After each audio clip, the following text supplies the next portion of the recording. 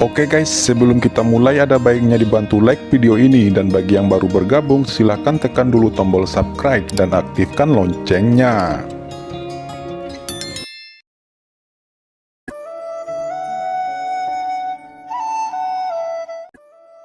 Feng Kangan tidak punya kesempatan untuk berbicara, wajahnya menjadi pucat, dia menatap Qin Chen dengan takjub. Tapi Wei Xiang bahkan lebih ketakutan.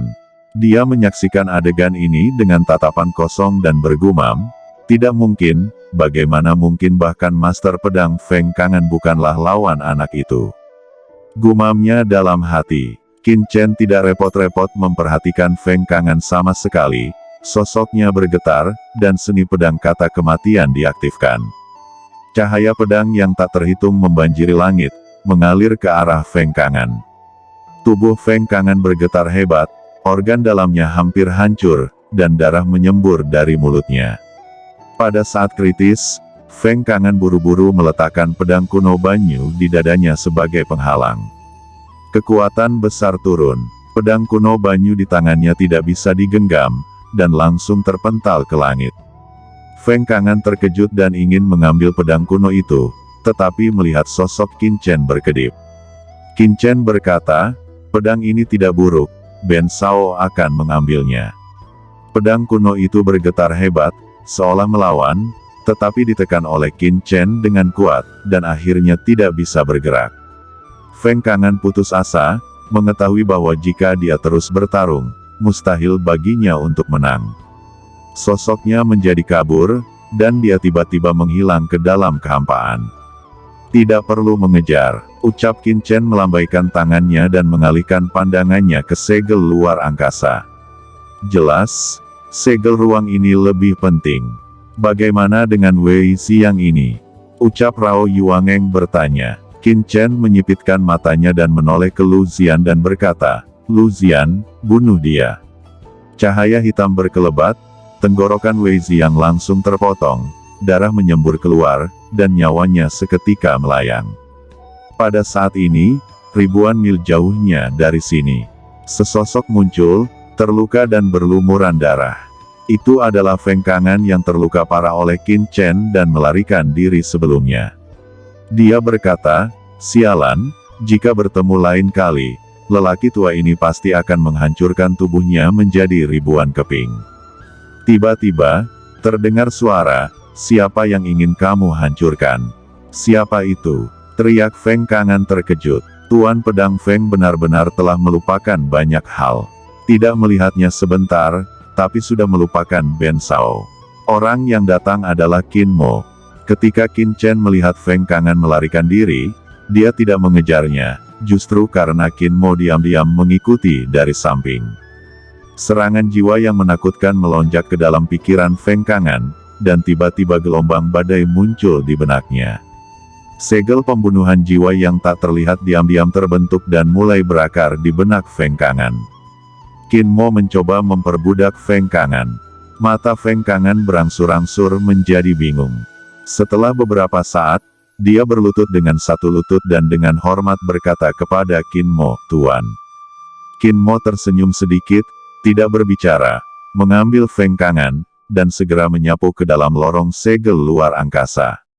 Qin Chen dan lainnya telah masuk ke dalam lorong segel ruang angkasa sebelumnya.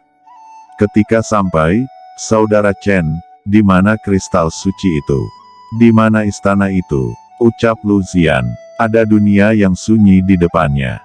Itu benar-benar berbeda dari dunia yang mereka lihat, ketika berada di luar segel luar angkasa. Lu Xian dan Rao Yuangeng tak bisa menerima kenyataan, dan mereka semua tertekan. Lu Xian menamparkan tanah dengan telapak tangannya dengan marah. Di luar laut guntur di kota Tianlei saat ini, budak hitam, Pak Tua Dabei, skeleton Rader, Mokara, dan Tuan Kucing Hitam, mereka semua telah datang dan berkumpul di gedung Orde Hitam. Qin Chen, yang masih di kedalaman laut guntur secara alami tidak tahu, saat ini dia membawa Lu Xian dan yang lainnya maju dengan hati-hati, dan dia tidak tahu sudah berapa lama dia berjalan di sini. Di sekelilingnya, ada dunia yang gelap dan sangat sunyi. Tiba-tiba sesosok bayangan melintas. Saudaramu, mengapa kamu ada di sini?"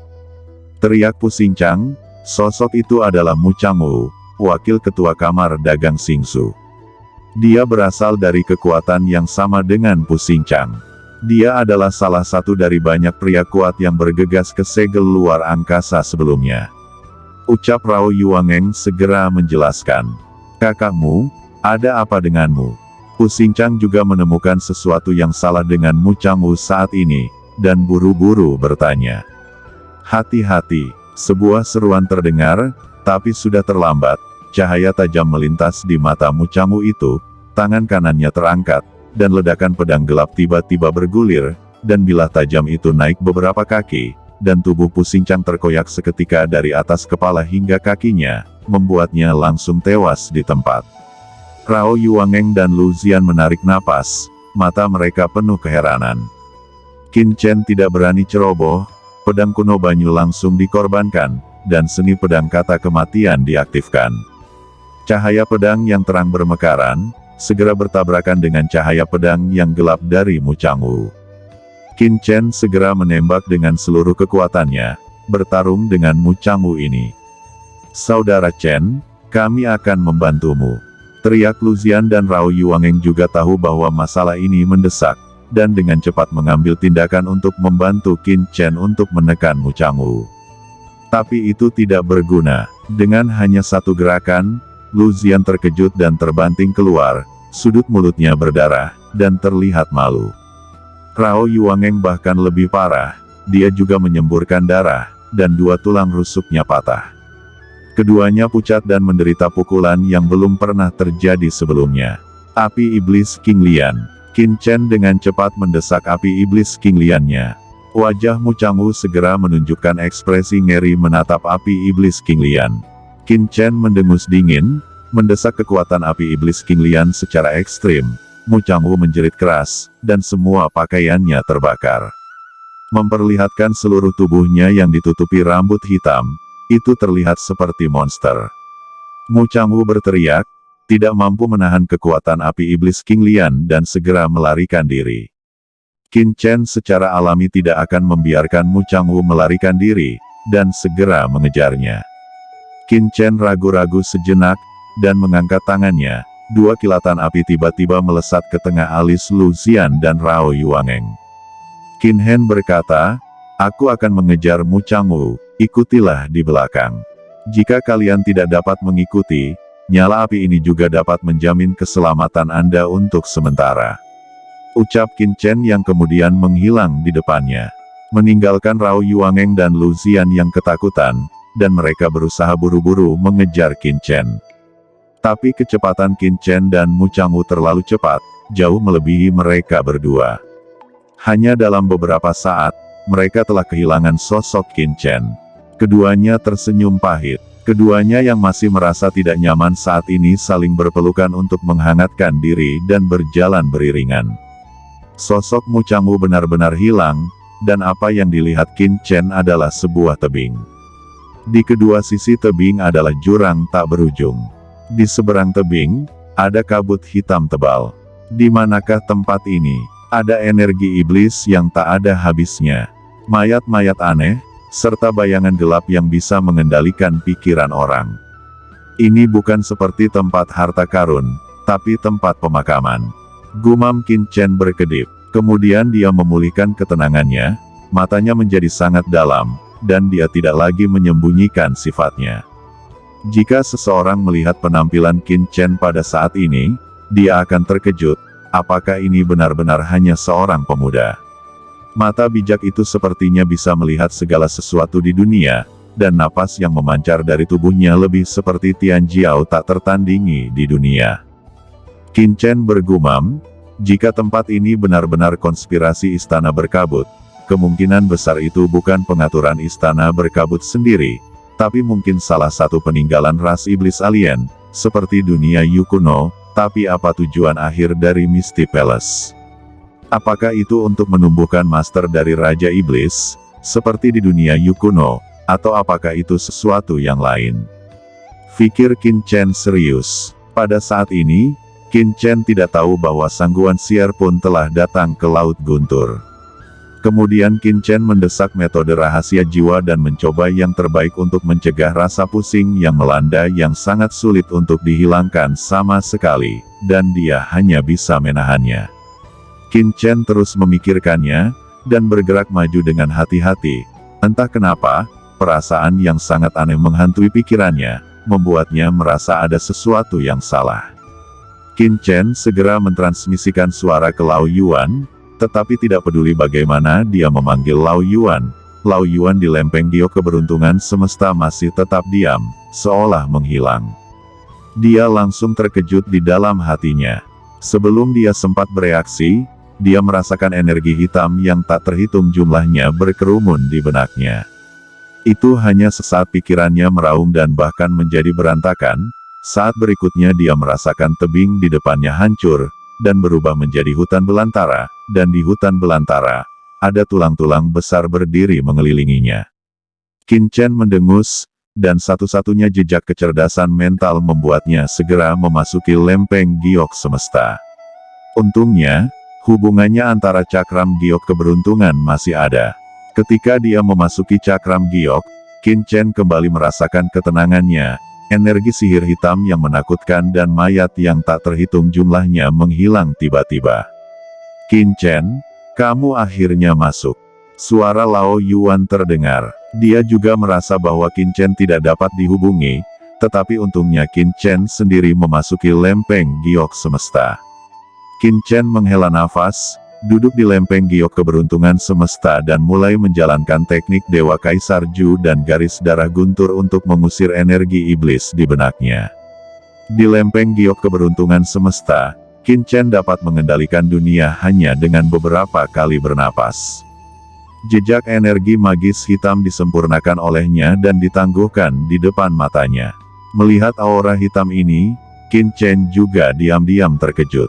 Bayangan iblis hitam ini diam-diam dapat menyerang pikirannya dan hampir menyebabkan dia tersesat di tebing.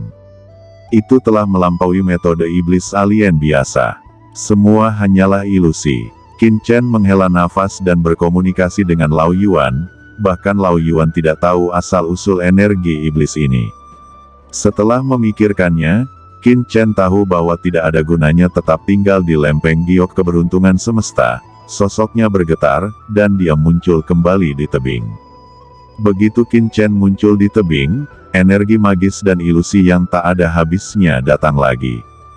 Kali ini, Qin Chen langsung mendesak teknik terlarang jiwa surgawi, dan api iblis King Lian. Dalam sekejap, energi hitam dipaksa mundur sedikit. Apa yang mengejutkan Qin Chen adalah bahwa di bawah serangan api iblis King Lian, dia dapat dengan jelas melihat bahwa ada ribuan bayangan iblis hitam ini.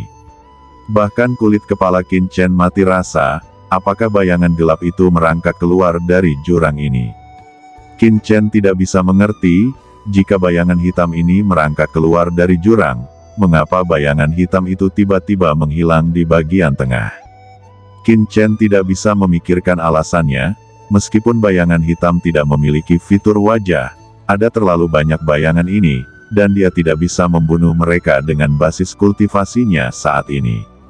Apa yang tampak di mata Qin Chen adalah tanah hitam, Mu Changwu, yang dia kejar sebelumnya, duduk bersila di depan, dan membuka matanya ketika dia melihat Qin Chen tiba-tiba muncul.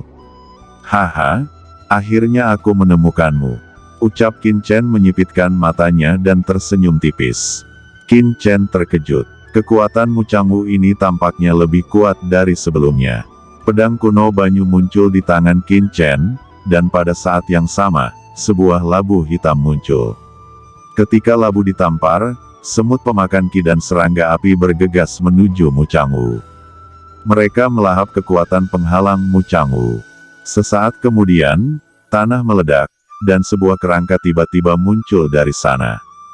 Jie, aku ditemukan olehmu. Kapan anak dari ras manusia menjadi begitu kuat? Ucap kerangka itu tertawa keras.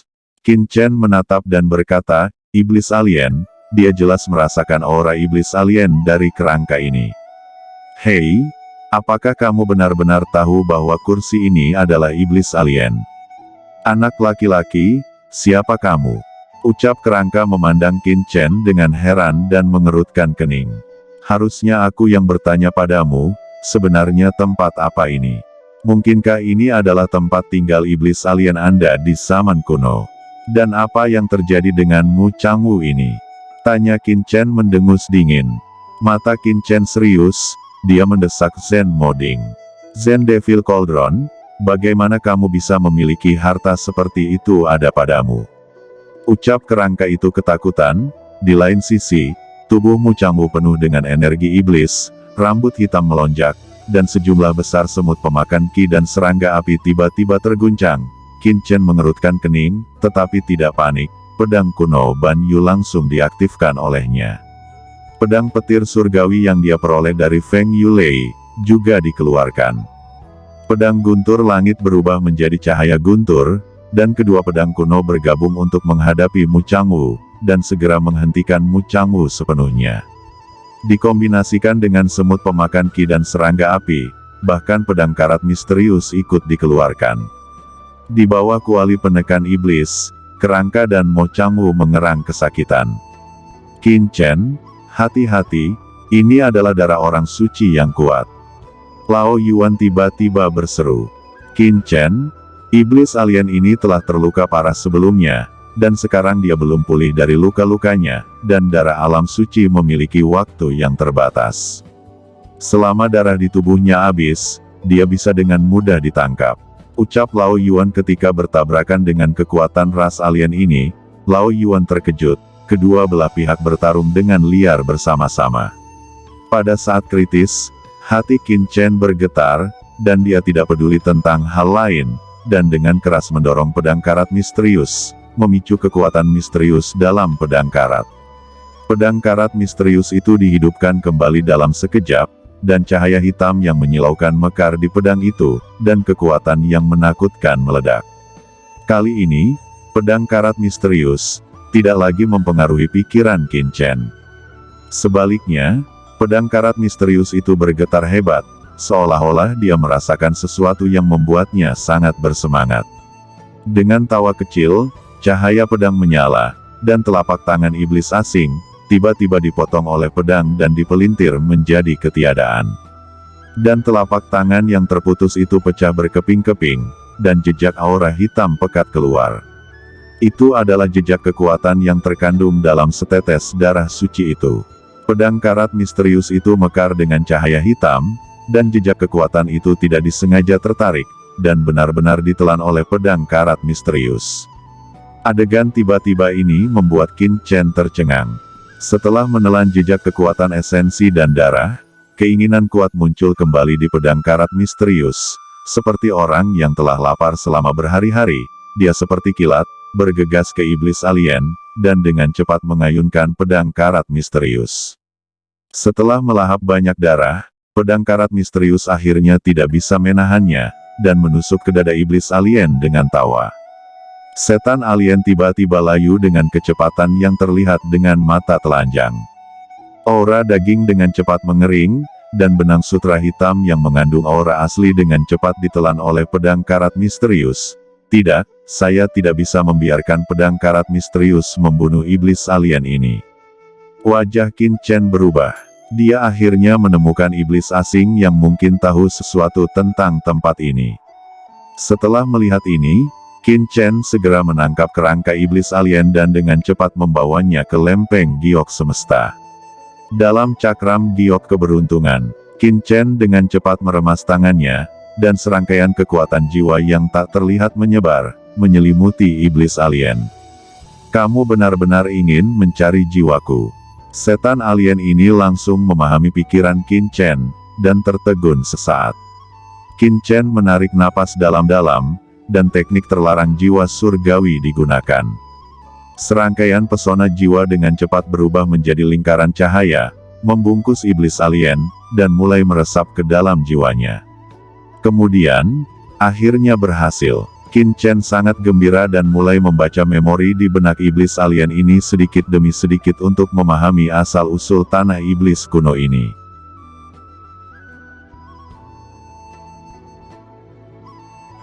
Oke teman-teman, terima kasih sudah menonton. Jangan lupa like, komen, dan subscribe.